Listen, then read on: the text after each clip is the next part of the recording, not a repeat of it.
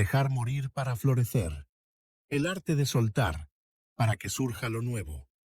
No soy profesor, ni terapeuta, ni experto en desarrollo personal. No vengo a enseñarte nada que no puedas descubrir por vos mismo. Soy simplemente alguien que está intentando entender y que encontró en la jardinería una forma de pensar que lo cambió todo. Este escrito nace de una necesidad: crear un sistema para vivir con más sentido, menos apego y más confianza en los procesos naturales de la vida. No es un sistema rígido, ni una receta infalible. Es más bien un conjunto de ideas, prácticas y reflexiones que fui sembrando, probando, dejando morir y viendo florecer. El jardinero no controla el resultado, no exige que cada semilla se convierta en flor. Él crea las condiciones, cuida el terreno y confía en el ciclo. Eso es lo que intento hacer con mi vida: crear sistemas que me ayuden a sembrar lo que importa, soltar lo que no y permitir que lo esencial crezca. Esto es una invitación a pensar como un jardinero, a dejar de perseguir resultados inmediatos, a construir una vida que florezca desde adentro, sin forzar, sin apurar, sin retener. No tengo todas las respuestas, pero tengo preguntas, intuiciones y un método en construcción. Si te resuena, te invito a caminar este jardín conmigo. Capítulo 1. La semilla invisible. Vivimos creyendo que el universo debería responder, que si pedimos con fuerza, con fe, con claridad, algo debería pasar. Pero el universo, como la Tierra, no responde a la voluntad, sino al equilibrio. Y ese equilibrio no es humano, no es lógico, no es lineal. El jardinero sabe que puede sembrar, pero no puede obligar. Puede preparar el terreno, pero no puede controlar el clima. Puede cuidar, pero no puede garantizar que algo florezca. Así también funciona la vida. Podemos tener ideas, deseos, planes, pero hay una fuerza más grande, más antigua, más silenciosa, que decide qué germina y qué no. Y esa fuerza, llamémosla universo, campo, energía, misterio, parece tener sus propias reglas. No responde a gritos ni a plegarias. Responde al ritmo interno de las cosas, al equilibrio que se sostiene más allá de nuestra comprensión. El equilibrio que no controlamos. No manejamos el sistema. Somos parte de él, pero no su centro.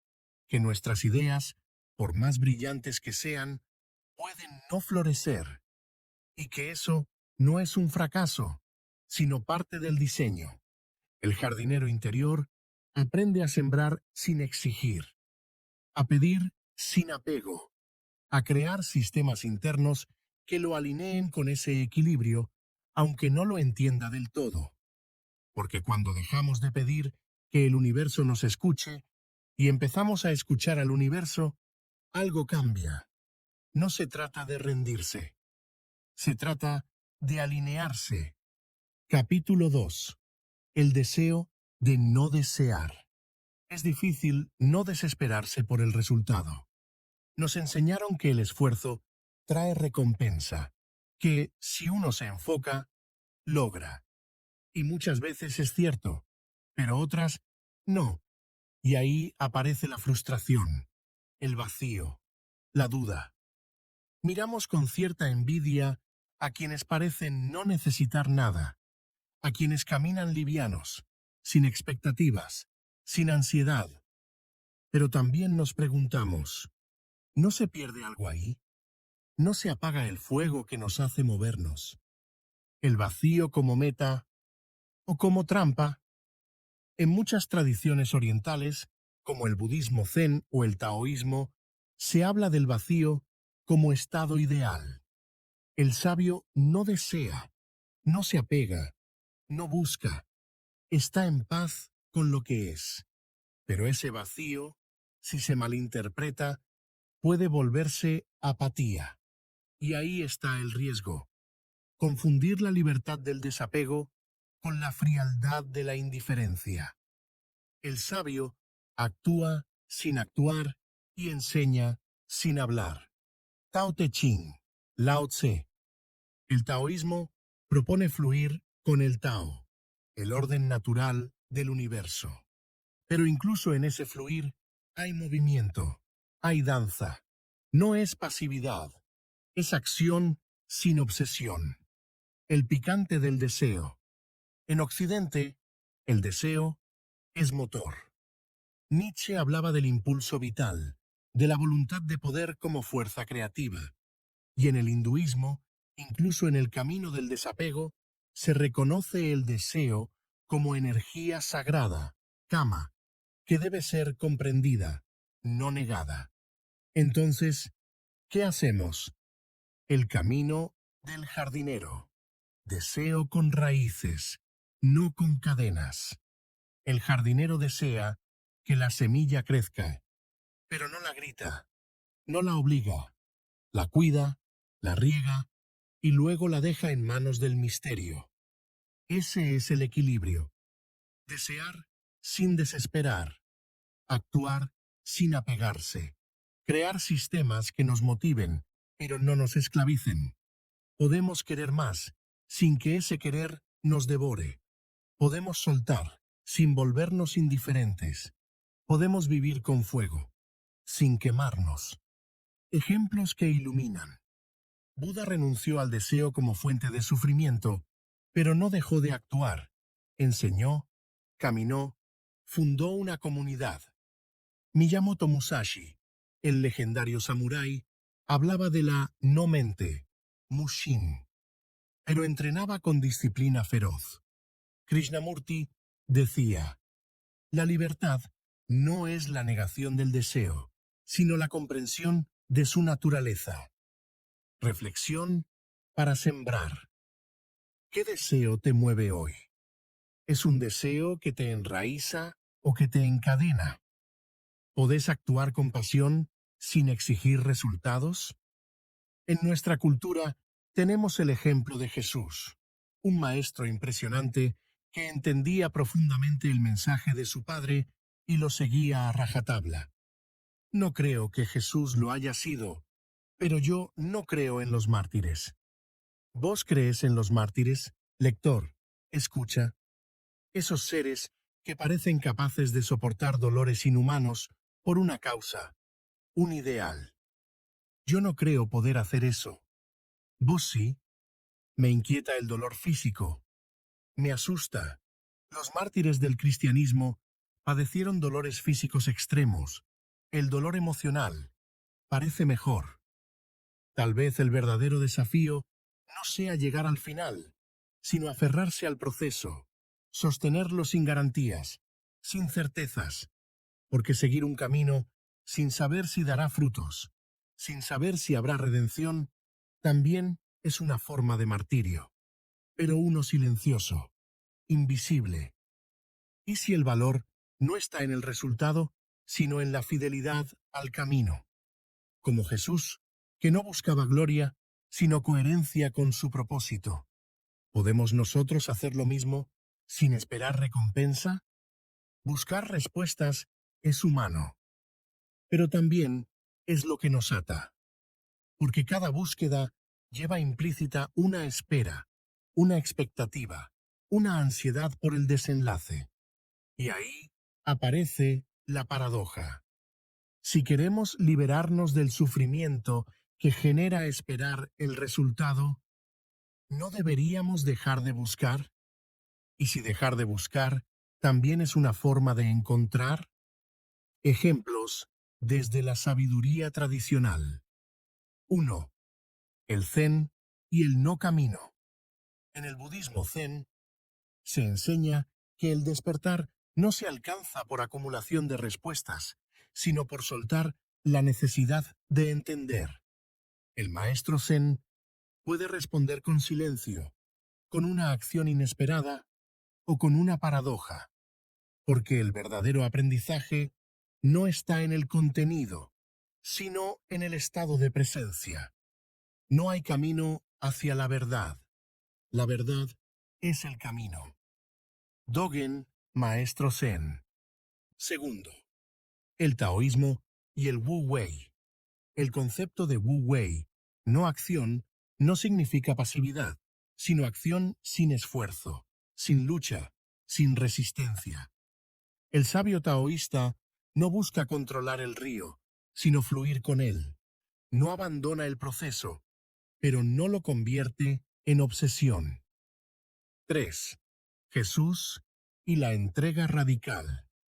En nuestra cultura, Jesús representa una figura que no buscaba respuestas humanas, sino que seguía una voz interior con entrega total. No negociaba con el resultado. No buscaba evitar el dolor, pero tampoco lo perseguía. Su proceso era obediencia al misterio, no búsqueda de certezas. ¿Y nosotros? No creo en los mártires. No sé si podría soportar ese dolor. Y eso está bien. No todos estamos hechos para el sacrificio extremo, pero sí podemos aprender a soltar la obsesión por el resultado, sin abandonar el proceso por completo, porque abandonar el proceso puede ser otra forma de huir, y lo que buscamos no es huir, sino liberarnos. Capítulo 3. Entonces, ¿qué hacemos? No abandonar el proceso, pero sí soltar la expectativa. No dejar de buscar, pero sí dejar de exigir respuestas inmediatas. No negar el deseo, pero sí cultivar la paciencia. Ejercicio para sembrar. Hoy, hace algo sin esperar nada. Sembrar una acción, una palabra, una idea, y déjala ir. Observa cómo te sentís cuando no hay resultado que perseguir. ¿Es alivio? ¿Es incomodidad? ¿Es libertad? A veces me pregunto si buscar respuestas es, en sí mismo, un error, porque cada vez que buscamos, aparece la tensión, la espera, el nerviosismo por el resultado final. Y entonces, ¿no sería más sabio abandonar incluso el proceso? La mente parece diseñada para proyectar, no puede evitarlo. Siempre está imaginando escenarios, posibles desenlaces, recompensas. Incluso cuando creemos que estamos pensando libremente, hay una intención escondida. Queremos entender, resolver, avanzar. Queremos que algo pase. Pero ¿qué pasaría si no esperáramos nada? Si el acto de pensar, de crear, de experimentar, fuera suficiente. Sin premio, sin resultado. Solo el proceso como experiencia. En algunas tradiciones, como el budismo Zen, se habla de la no mente, de pensar sin buscar, de observar sin elegir. El maestro Zen puede responder con silencio, con una acción inesperada o con una paradoja, porque el verdadero aprendizaje no está en la respuesta, sino en el estado de presencia. Alan Watts decía que la vida es como la música. No escuchas una canción para llegar al final. La escuchas para disfrutar cada nota. Si el objetivo fuera terminarla, las mejores canciones serían las más cortas. Y entonces aparece otra posibilidad. ¿Y si el premio no está al final, sino en el acto mismo de experimentar? El jardinero no espera la flor como recompensa. Él disfruta del acto de sembrar, de cuidar, de observar. El músico no toca para terminar la canción, toca para sentir cada nota. El niño no juega para ganar, juega para estar en el juego. Cuando logramos conectar con esa forma de estar, el pensamiento deja de ser una herramienta de control y se vuelve una danza con el misterio. No abandonamos el proceso, pero dejamos de exigirle que nos dé algo. Y ahí, quizás, empieza la verdadera libertad. ¿Es necesario buscar respuestas? ¿O es más sabio soltar la búsqueda y simplemente estar? En el silencio del budismo zen, por ejemplo, se nos invita a dejar de aferrarnos a nuestras opiniones. Shen-San, un maestro antiguo, decía: no busques la verdad, simplemente deja de aferrarte. No porque la verdad no exista, sino porque el apego a encontrarla nos aleja de ella. En China, el taoísmo propone otra forma de mirar. Lao Tse escribió que el sabio no tiene metas, que fluye como el agua en el río. No porque no actúe, sino porque su acción no nace del deseo de controlar, sino de la armonía con lo que ya es. En el corazón del Medio Oriente, el poeta místico Rumi nos recuerda que el amor no se busca, que lo que debemos hacer es quitar las barreras que hemos construido contra él. Es decir, que el camino no está en la conquista, sino en la limpieza interior. En Occidente, Jean-Paul Sartre nos enfrenta con una idea inquietante. El hombre está condenado a ser libre. No hay respuestas dadas. Cada uno debe inventar su sentido. Pero esa libertad, lejos de ser liviana, puede volverse una carga, una tensión constante entre querer saber y aceptar no saber. En los Andes, la sabiduría quechua nos ofrece una imagen distinta. El que sabe esperar ya está caminando. La espera no es pasividad, es parte del movimiento natural de la vida, como el jardinero que riega sin exigir que la flor brote mañana. Y en el cristianismo místico, San Juan de la Cruz nos habla del silencio de Dios, no como ausencia, sino como misterio, como una presencia que no se revela en palabras, sino en el vacío que transforma. Todas estas voces, tan distintas y cercanas, parecen decir lo mismo, que el pensamiento puede ser una trampa si lo usamos para perseguir, que la verdadera sabiduría está en estar, no en alcanzar, y que quizás el premio no está al final del camino, sino en el acto mismo de caminar. En la sabiduría andina se dice que el que sabe esperar ya está caminando, porque la espera no es pasividad, es presencia, es estar ahí, sin apurar el brote, sin exigir la flor, como el jardinero que riega cada día, sin mirar el reloj, como el músico que repite una nota, sin pensar en el aplauso, como el niño que juega, sin saber que está. En el cristianismo místico, San Juan de la Cruz hablaba del vacío fecundo, un espacio donde Dios no se muestra, pero sí se siente, donde el silencio no es ausencia, sino presencia sutil, una presencia que no grita, no explica, no responde, pero transforma. Ese vacío no es abandono, es una invitación, una puerta hacia lo profundo, un llamado a dejar de buscar señales externas y empezar a escuchar lo que no tiene forma. San Juan lo llamaba la noche oscura del alma, un momento donde todo parece haberse apagado, donde la fe no tiene certezas y el alma se siente sola. Pero en esa noche algo germina, porque el vacío no es el fin, es el terreno fértil, donde la semilla invisible empieza a brotar, donde la transformación ocurre sin testigos. Es el espacio donde el ego se disuelve y el alma se abre. Hoy te propongo un ejercicio distinto. No hagas nada, solo siéntate en silencio. No reces, No pienses, no pidas, solo sentí. Sentí el espacio, el vacío, la incomodidad, la quietud, y observa. Si, en medio de ese silencio, algo empieza a hablarte sin palabras, porque el vacío fecundo no se llena con respuestas, se habita, se atraviesa, se honra. Es el lugar donde Dios no se muestra, pero sí se deja sentir.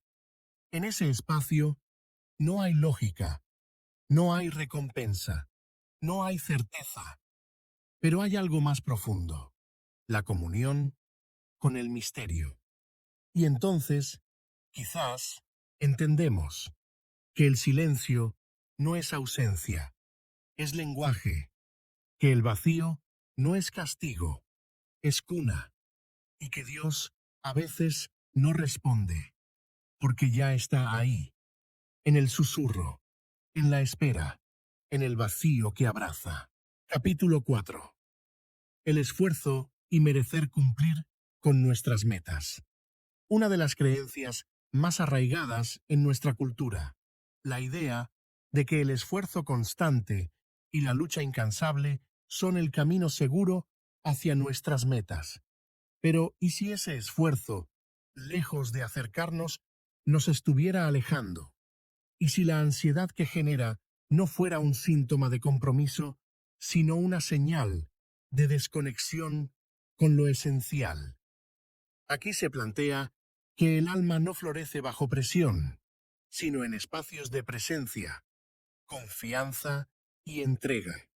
El esfuerzo obsesivo, cuando nace del miedo o la necesidad de control, puede convertirse en una cárcel invisible que nos impide ver lo que ya está brotando. Como el jardinero que riega sin exigir, este capítulo nos propone soltar la expectativa, dejar de empujar y empezar a escuchar el ritmo natural de nuestros procesos internos. A través de reflexiones profundas y ejemplos de sabidurías ancestrales, desde el Zen hasta el cristianismo místico, se revela que el verdadero avance no siempre se logra con más fuerza, sino con más conciencia. El alma no necesita que la empujen, necesita que la acompañen. La idea de que el esfuerzo siempre da frutos no surge en el vacío. Está profundamente arraigada en el ideal meritocrático moderno. Ese sistema que promete que, si trabajas lo suficiente, vas a lograr lo que te propones.